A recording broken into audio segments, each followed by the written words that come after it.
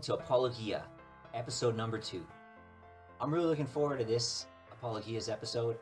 Today what we're going to look at is a hugely important question, and this is it.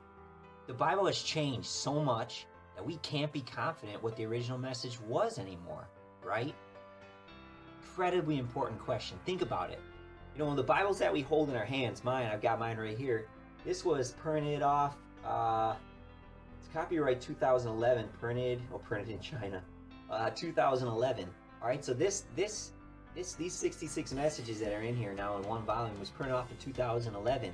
But the originals, Isaiah, his letter was written 700 BC. So that means it's been, 700 to 0 would be 700 years BC, and 0 to 2017 is 2017 years.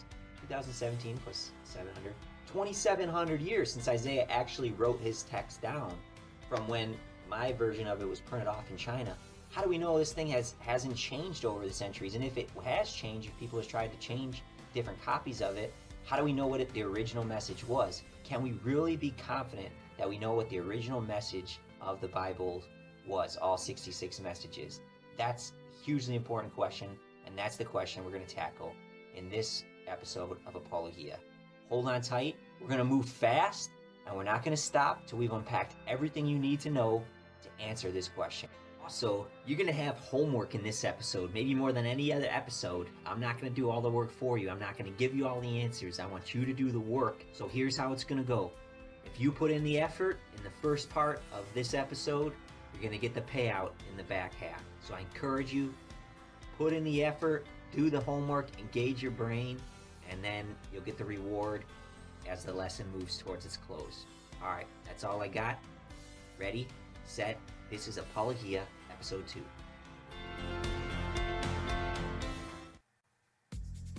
The world before Xerox. Xerox machines are awesome. I use one today. I use them every day. I go over to them, stick my document in, press start, and out the other end I get 10, 15 copies that are exactly the same as the original. Unless, of course, the thing jams up, which sometimes it does. But Xerox machines are awesome. But there once was a time, believe it or not, where there was no Xerox machine. In fact, even printing presses weren't invented until the 1500s by a man named Gutenberg. You can research that on your own. But suffice to say, before the invention of the printing press, before the 1500s, every piece of writing in the entire history of the world, if you wanted to have a copy of it, you had to copy that thing yourself by hand. Okay?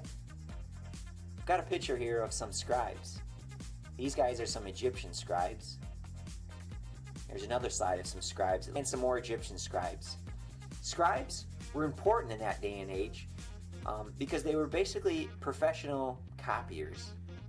Their job was to sit down and copy a document by hand with a high degree of accuracy to its original.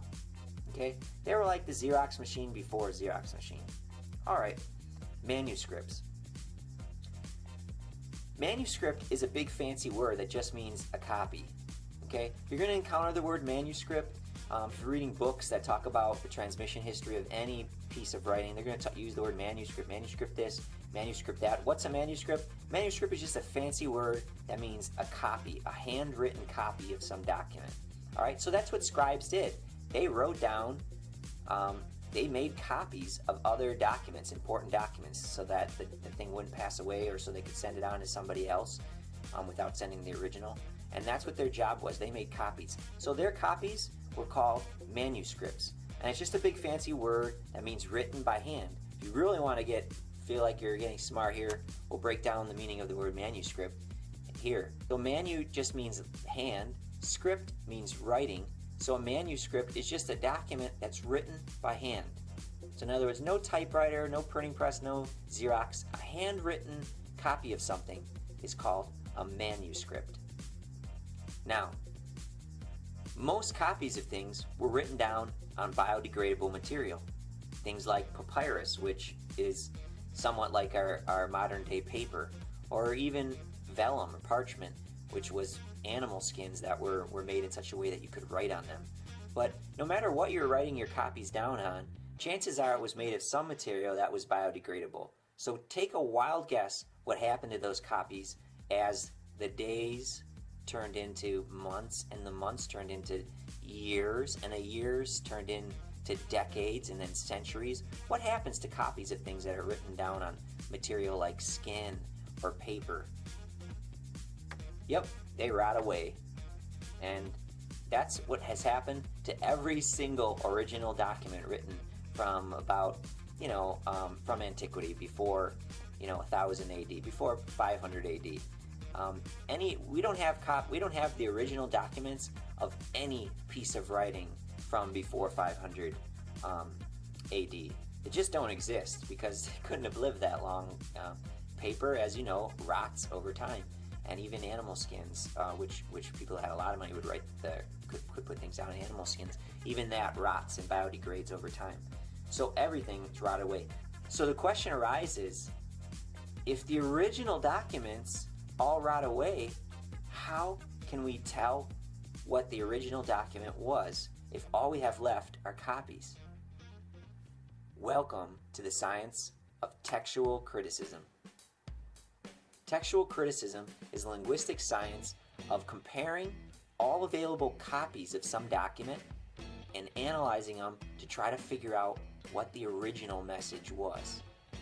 Textual criticism at its core involves three major steps. Step one, you got to gather all available manuscripts. Let's say you're trying to figure out the original message of Josephus's book, The War of the Jews. Well, you got to get all available copies of that writing.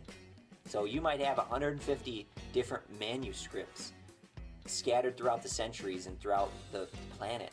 Well, you got to gather them all together. That's step one. Step two, you got to organize them into families.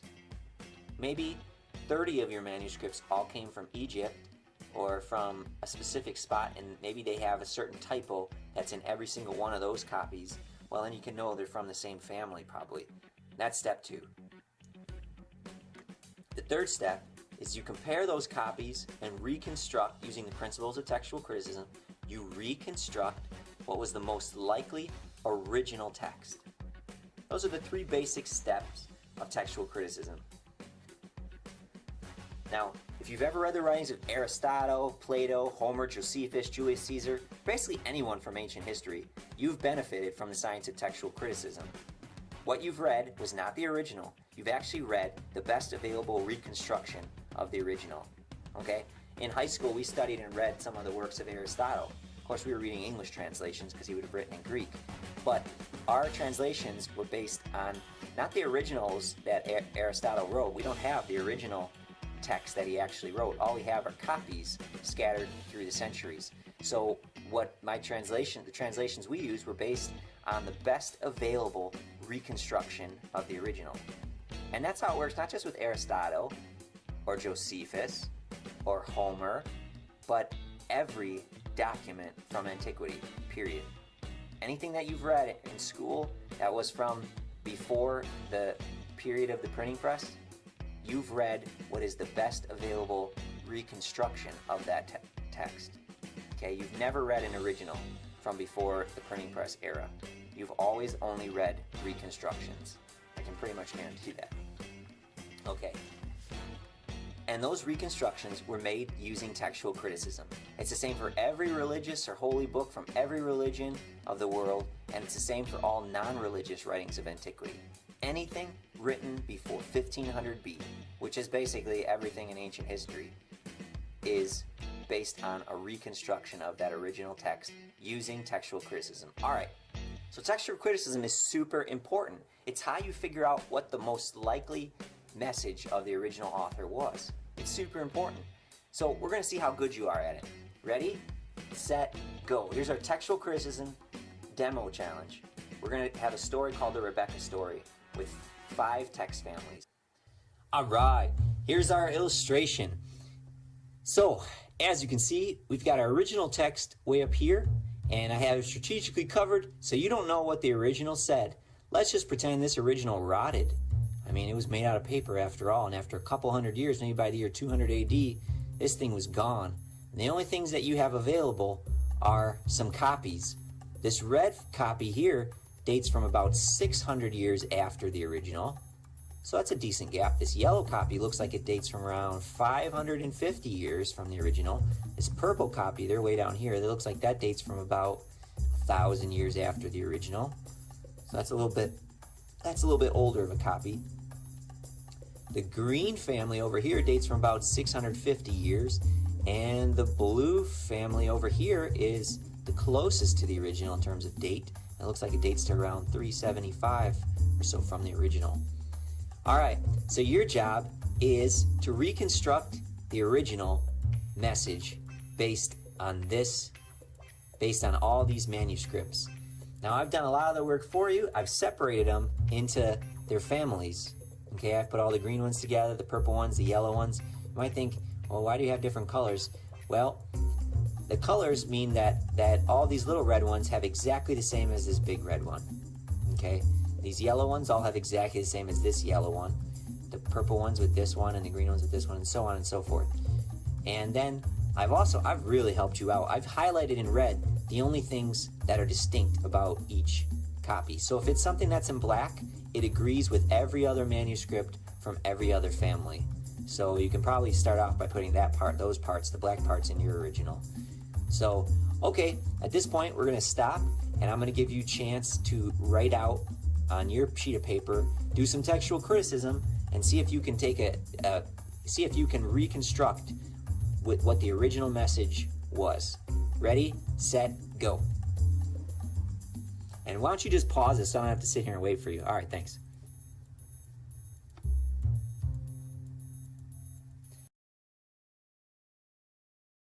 All right, so how'd you do? How confident are you that your reconstruction is accurate to the original?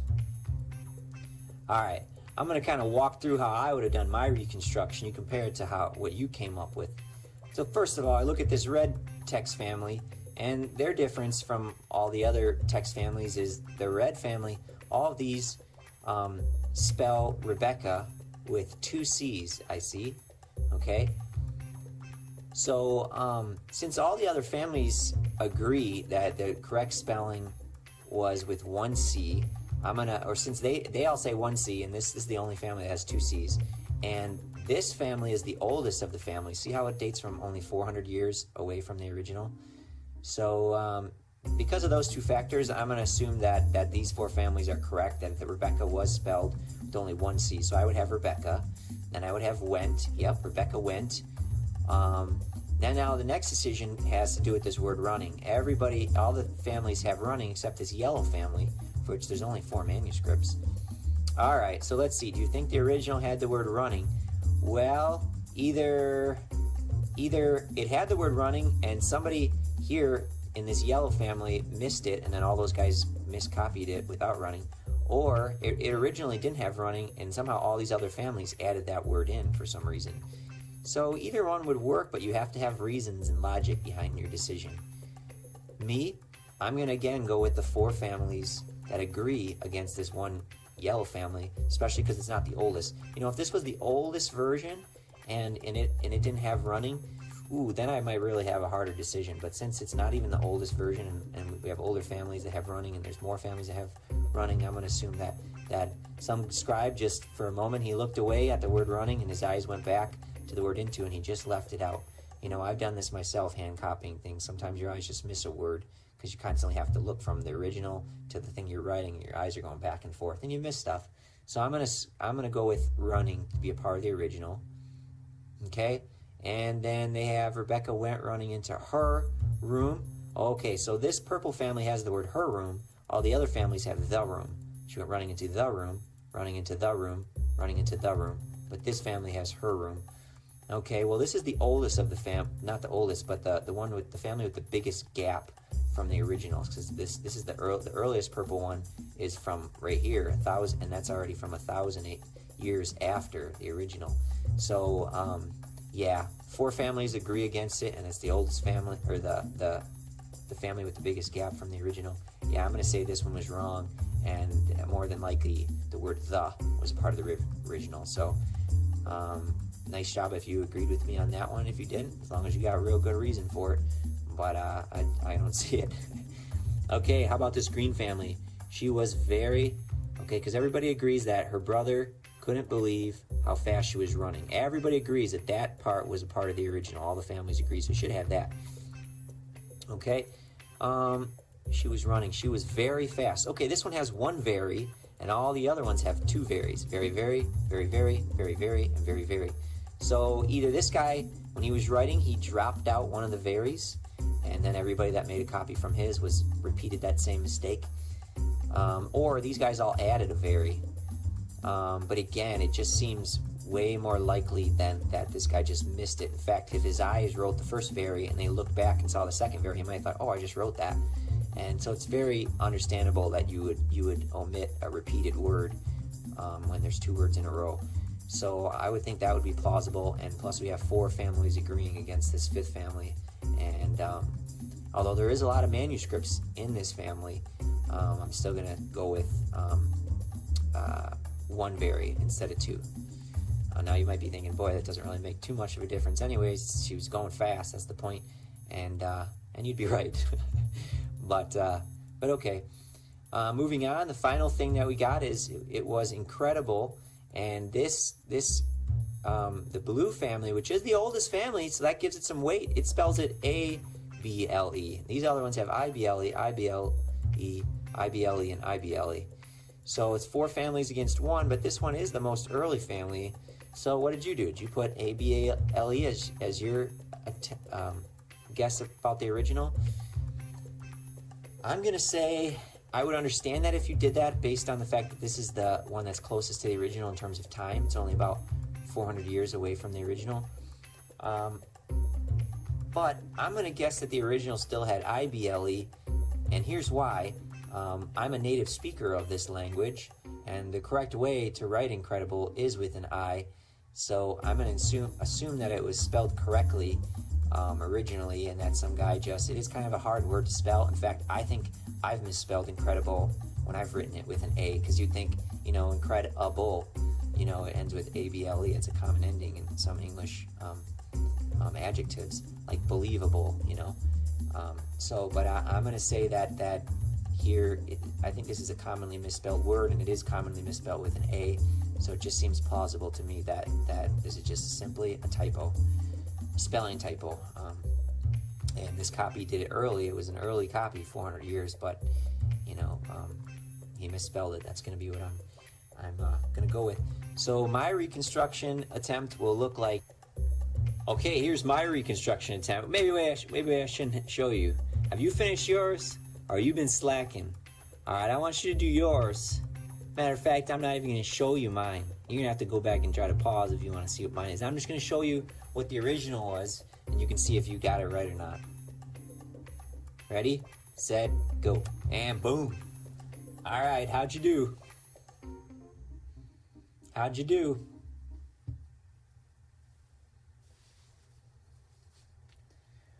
Well, all right, so you have now been officially introduced to the science of textual criticism. Nice job. All right, our question today is, the Bible has changed so much that we can't have confidence about what that original message was, right? When it comes to the Bible, that original, which we don't have for any of the 66 books of the Bible. We don't have any of the original things. So it's changed so much that we can't be sure what that was, right? That's our question. All right. First, just a quick distinction to make. Deliberate changes versus accidental changes. We already kind of did that, but a deliberate change means it's something done on purpose, okay? Accidental change is just something like a typo. It was totally an accident, all right? Those are kind of like, oops, we call them typos. All right, so what kind of changes do you find in the different biblical manuscripts? Well, the honest answer is both. You find intentional changes, well, it looks like they were intentional changes to some copies, and then other guys that were just making honest mistakes. Let's talk about typos. If you try to type out a one-page document, let's say a 5-page, let's say a 100-page document. If you try to type out a 100-page document, do you think you're going to have any typos?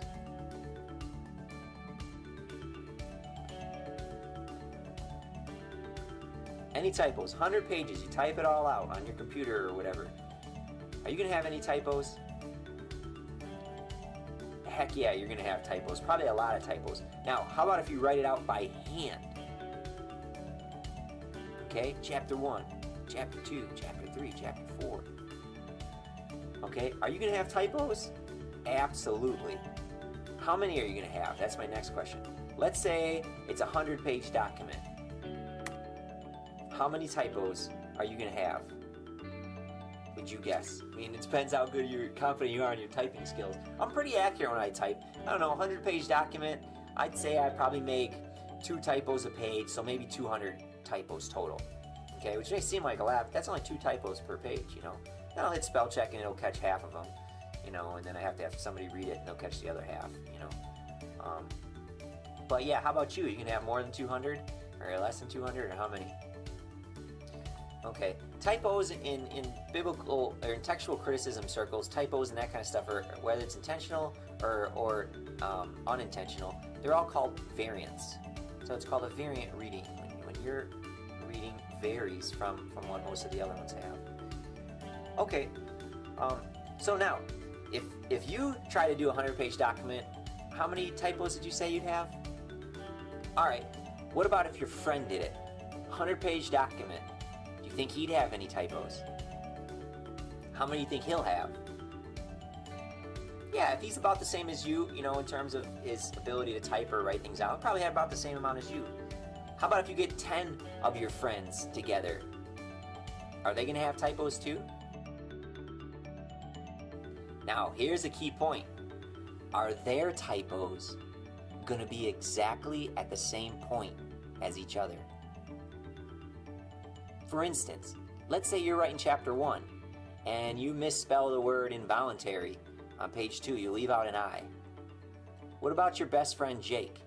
When he gets to that same chapter, he's probably going to make a couple typos too. But is it going to be probably going to be in the exact same spots as the one you make? Probably not. No. I mean, mathematically, that just, you know, it's not very strong odds. Let me break this down a little bit more. So let's take your copy, and let's just go with 10 of your friends' copies. All right. So let's say, for instance, in chapter 4, you misspell the word surprising. All right. This is chapter 4, page 1, and you leave out an R. All right. The original that you had it. You went to copy it. You left out the R by accident. All right. Let's take your other 9 friends. What are the odds that any of them is going to make the same exact typo in the same exact spot? This first surprising in chapter 4, page 1. Not very good, right? I mean, it might be them. You might get 1 out of the 10 that have the same mistake there, but 8 out of the other 10 are probably going to spell this right. They're going to have mistakes, but a different spot. But let's test that out. All right, let's take a look. This is Henry's copy. Nope, he's got surprising spelled right. All right. Skylar, yep, he spelled surprising right. Let's see, Alex, yep, he spelled surprising right. Alex misspelled involuntarily. He left out an I in involuntarily in this on the same page. So he had to type on the same page as you, but yeah, he didn't have the exact same typo. All right, let's keep going. And yeah, I guess, you know, that's my copy again with the missed R. So yeah, this is how it works. You'll have one typo at one spot, and the other guys will have typos too, but not at the same spot. So if you compare this one typo, you know, you're going to have the typo, but all the other 9 copies are going to be in agreement that the correct spelling is with an R. And so it makes your typo really stand out if you've got a lot of other ones to compare it to. So that's huge. Think about it. And that's part of why typos are not that big of a deal if you have lots of other manuscripts, and especially from different manuscript families. The typos often just plain stand out, and they're easy to see which one is the typo and what's probably the correct reading. And we've been talking about typos here, you know, accidental changes, but even if it's a deliberate change where somebody intentionally tries to change something in the text, naughty, we still are going to have all the other copies to compare it to and be able to easily spot what the original was. Okay?